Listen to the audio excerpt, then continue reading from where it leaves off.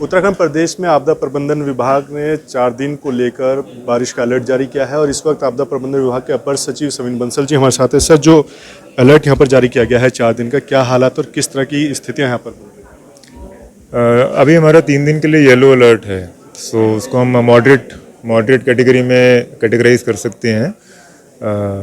As compared to previous days स्थिति बेहतर होगी। सिर्फ 4th डे हमारे 3 जिलों में ऑरेंज अलर्ट है, जिसको हम heavy to very heavy rainfall बोलते हैं। लेकिन फिर भी जो हमारी एडवाइजरीज थी, अभी तक कंटिन्यूड थी जो एडवाइजरीज, मैं रिक्वेस्ट यही करूँगा आम जनमानस से कि उस पर गौर फरमाएँ, उनको कंप्लायंस करें। इसी के दृष्टिगत ये हमारे बच्चों के लिए स्कूल्स वगैरह भी हमने बंद किए गए,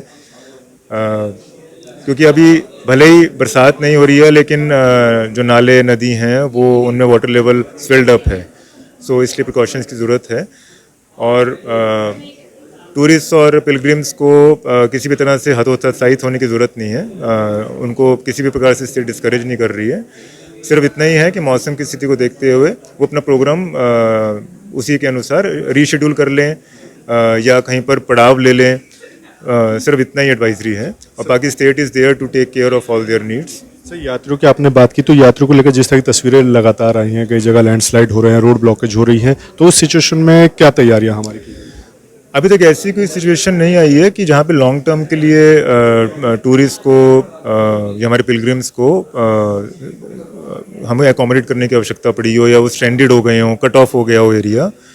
तो of and on boulders, landslide या लैंडस्लिप्स होते ही रहते हैं, वो पहाड़ों की नेचर है। यंग फोल्ड माउंटेन्स हैं हमारे, तो जब वहाँ पे वाटर एब्जॉर्प्शन बढ़ता है तो जो लूज सॉइल है वो इट गिव्स वे। तो हमारे जो वहाँ पे क्रॉनिक जोन्स हैं, वहाँ पे ऑलरेडी JCBs और हमारी मशीनरी तैनात हैं। PWD department is working very actively. जितनी जल्दी हो सकता है वो उसको क्लियरेंस कर देते हैं, और यदि उसमें कुछ भी समय लगने की संभावना होती है तो ट्रांसशिपमेंट की कार्रवाई प्रशासन द्वारा की जाती है। हरिद्वार की अगर बात की जाए, जो इस तरह की तस्वीर आ रहे हैं, फ्लड ही हो गया है पूरा विधानसभा कहीं हरिद्वार जनपद की, उसमें क्या सिचुएशन है? क्रिटिकल है या किस तरह के हालात? वेदर पॉइंट ऑफ व्यू से या जो हमारे हाइड्रोमेट्रोलॉजिकल इनपुट्स आते हैं उस पॉइंट ऑफ व्यू से तो अभी सिचुएशन इम्प्रूव्ड है, क्योंकि सुलानी नदी का जो वाटर लेवल है वो डेंजर से कम नीचे चला गया है, जो पहले नहीं हो रहा था। ये मल्टी डे इवेंट हो गया क्योंकि डेंजर लेवल इसका लगातार 3-4 दिन अप रहा, डेंजर लेवल से ऊपर रहा इसका वाटर लेवल, इसलिए मल्टी डे इवेंट हो गया। अदरवाइज पूर्व में हमेशा सिंगल डे इवेंट या एट मैक्स 2 डे इवेंट रहता था। सो इसलिए सिचुएशन जो अभी एग्जिस्टिंग सिचुएशन है उसका कारण ये रहा। ऐसा कोई भी वहाँ पे गाँव या एरिया नहीं है जो इनएक्सेसिबल है, तो एयर ड्रॉपिंग या उसकी अभी ऐसी कोई नीड नहीं है। लेकिन हमारी स्टेट मशीनरी ऑलरेडी फील्ड में डिप्लॉयड है।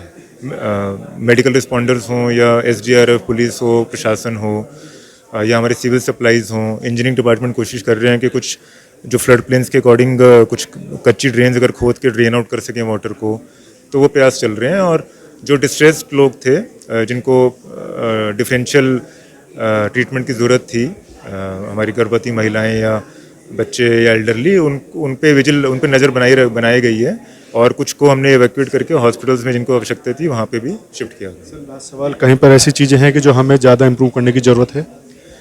आज का हमारा पर्पज़ था कि जो माइक्रोवेव सैटेलाइट इमेजरी हमें मिली, जिससे हमारी पूरी सिचुएशन क्लियर हो गई, like a bird's eye view. तो अगर इसको देखते हुए हमारी रिस्पॉन्स एजेंसीज काम करेंगी तो उनके जो संसाधन हैं और जो एफर्ट्स हैं वो यूटिलाइज बेहतर होंगे, क्योंकि ये हमें पता होना बहुत आवश्यक होता है कि हमें किस एरिया को कितनी प्रायोरिटी देनी है, तो वो इसी से पता लग पाएगा। अदरवाइज फील्ड में हम मुआयना कर रहे हैं, लेकिन हम एक मैप मेकआउट नहीं कर पा रहे कि कौन से एरिया में हम ज़्यादा अपने रिसोर्सेज या लोगों को तैनात करें। तो मेरा यही सजेशन है कि इसको फॉलो करें और इसके अकॉर्डिंग काम करें। ये थे आपदा प्रबंधन विभाग के अपर सचिव समीर बंसल साहब, जिनका साफ तौर पर कहना है कि लगातार यहाँ पर मॉनिटरिंग हो रही है, और सीधे तौर पर अगर तस्वीरों को देखा जाए तो आपदा प्रबंधन विभाग के माध्यम से तमाम जो संबंधित विभाग है वो काम कर रहे हैं, और सीधे तौर पर जो एडवाइजरी यहाँ पर 4 दिनों के लिए जारी की गई है वो काफ़ी महत्वपूर्ण है, क्योंकि इसके हिसाब से ही यहाँ पर काम हो रहा है। और बरसात भले ही रुकी हुई हो, लेकिन हालात अभी भी इतने ज़्यादा बेहतर नहीं हुए हैं कि आम जनमानस उसमें आगे बढ़ सके। अपने सहयोगी रुपेश नेगी के साथ अजीत काम्बोज, देहरादून।